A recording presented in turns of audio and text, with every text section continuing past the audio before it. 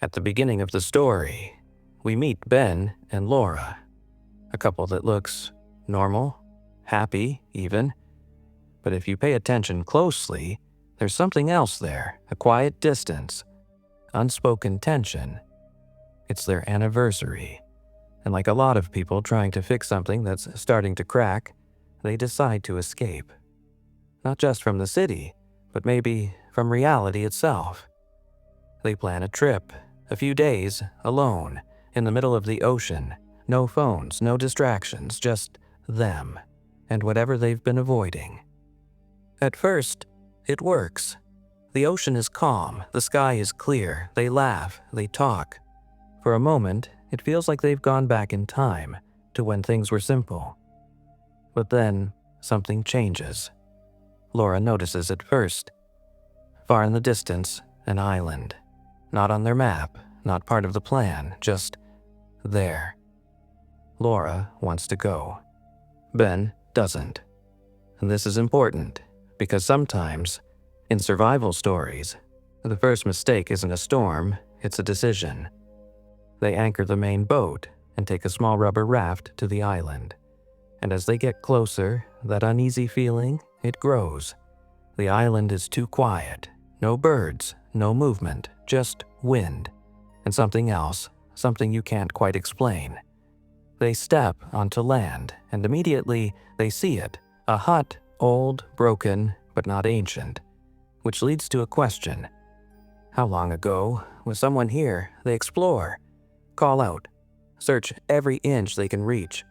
But there's no answer, no signs of life. Just mud, thick, unnatural mud. Almost like the island is swallowing things. Now, here's the theory. What if this island wasn't abandoned? What if it was left behind on purpose? They keep walking, and then they find the machines. Rust-covered, half-buried, scientific equipment. Ben guesses researchers once worked here, but Laura notices something else. There are no personal belongings, no signs of evacuation. It's like everyone vanished. That's when Ben wants to leave. And honestly, he's right, but Laura is drawn in. Because humans have a dangerous habit. When something doesn't make sense, we don't run. We investigate. So they stay, they sit together, talk, take pictures, trying to capture the moment. Trying to convince themselves this place isn't as strange as it feels. But then Ben looks up. The sky is changing. Dark clouds roll in fast. Too fast. And just like that, the mood shifts. A storm is coming, not a small one, a violent one. Ben doesn't waste time. They need to leave, now. They rush back to the raft, push off into the water, and start heading toward their boat. But they're too late. The storm hits. Massive waves, unpredictable winds, and in seconds, their raft flips. They're thrown into the freezing ocean. At that moment, they both understand something terrifying. If they stay in the water, they won't survive. So, they make a desperate decision. They swim back to the island. That night is pure fear. No shelter, no warmth, just cold and darkness. They manage to light a small fire, barely enough to keep them alive. And they wait for morning. But morning doesn't bring hope, it brings reality. Their main boat is gone, swept away by the storm, and just like that, they're stranded.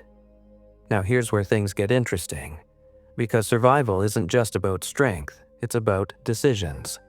And every decision from here on out will decide whether they live or disappear like whoever came before them. They search for resources, find water, a small spring that saves them for now. Food, that's another story. They eat leaves, barely enough to function. Days pass, energy fades, hope weakens. And then they find something chilling. 3 graves, which confirms a theory. People didn't just visit this island. They tried to survive it and failed. Now another theory. What if the island doesn't let people leave? Laura breaks. Ben stays strong, at least on the outside, because someone has to. Eventually, they make a hard choice to hunt they find penguins, and Laura, who has never harmed anything in her life, has to do the unthinkable, and she does. That's when you know they're no longer the same people. They adapt, they learn, they survive. But time is not on their side. Months pass, the island changes, the penguins disappear, food runs out. Hope starts to crack, and then, one night, they see it.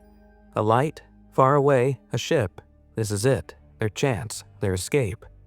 Ben doesn't hesitate. He takes what little fuel they have left and goes. Laura begs him not to, because deep down, she knows something he doesn't want to admit. They're too far. And she's right. The fuel runs out, the ocean takes over, and Ben disappears. Days go by, no sign of him. And this is where a new question begins. Was it desperation or a fatal mistake? But then, against all odds, Ben comes back. Broken, injured, barely alive, and now, Laura becomes the one fighting to save him.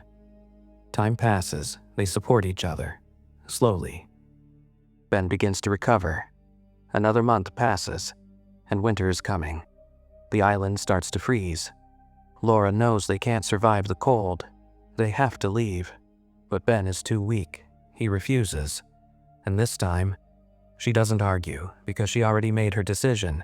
She will go alone. She gathers food, stores water, leaves everything for Ben, and then she leaves. Days in the cold, no direction, no certainty, just survival. One day passes, then another, then a third, still nothing. The cold becomes unbearable. Her body starts to give up. She falls into the snow. For a moment, she wants to stay there, to let it end, but then she thinks of Ben, and that thought pulls her back. She stands up, keeps walking, and finally, she sees it. A small red building, a research station, inside everything, food, warmth, beds, clothes, life. It feels unreal, but there's no time to waste. She finds a sled, grabs supplies, and heads back. Through the freezing night, through the storm, she finally reaches the island. But what she sees shatters her. The shelter is gone, destroyed, and Ben is nowhere. For a moment, she believes the worst. But she keeps searching, and then she finds him, buried under debris, frozen, unconscious, barely alive. She pulls him out, places him on the sled, and rushes back to the station, there. She saves him, warms him, cares for him, and slowly, he comes back. When he opens his eyes, it feels like a dream. But it's real. For the first time in months, they're safe. They eat, they rest, they breathe. And for a moment, they feel human again. Days pass peacefully until finally a ship arrives. Scientists, rescue. It's over. They're saved. But the island remains, unmapped, unexplained, waiting. And maybe the real question isn't how they survived. It's why they were allowed to leave.